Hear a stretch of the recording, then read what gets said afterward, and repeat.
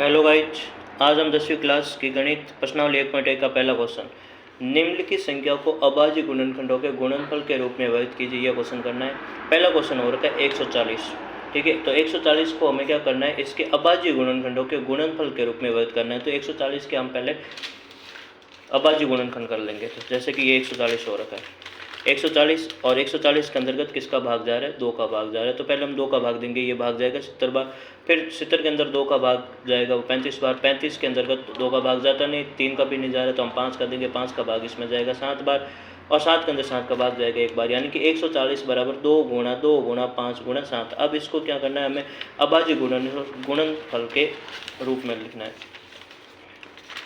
यानी कि 140 के अभाज्य गुणनखंड क्या मिल रहा है आपको, 2 गुणा 5 गुणा 7। यानी कि 2 कितनी बार आ रखा है, 2 आ रखा है 2 बार, तो ये आ जाएगा घात के रूप में। 2 और 2 की घात हो जाएगी 2 गुणा 5 गुणा और 7 हो जाएंगे। ठीक है, फिर इसी तरीके से 156 को हम अभाज्य गुणनखंड के गुणनफल के रूप में लिखेंगे। तो इसके जब अभाज्य गुणनखंड करेंगे तो हमें इसके जो गुणनखंड मिलेंगे वो मिलेंगे 2 गुणा 3 गुणा 13 के रूप में। यानी कि यहाँ पे 2 कितनी बार आ रखा है, 2 बार आ रखा है, तो ये 2 की घात हो जाएगी 2 गुणा 3 गुणा 13 हो जाएगा।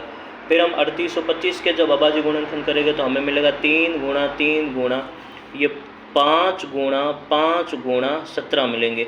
यानी कि 3 कितनी बार आ रखा है, 2 बार आ रखा है, तो 3 की घात 2 हो जाएगी, गुणा 5 कितनी बार आ रखा है, 2 बार, तो 5 की घात हो जाएगी 2 गुणा 17 हो जाएगा।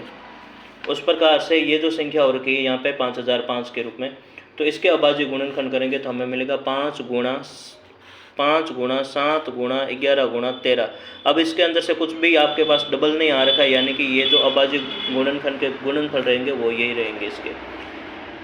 फिर 7429 के जब हम अभाज्य गुणनखंड करेंगे तो मिलेंगे हमें 17 गुणा 19 गुणा 23 मिलेंगे, और इसमें कुछ भी डबल बार नहीं आ रखा है, यानी कि ये इसके गुणनफल रहने वाले।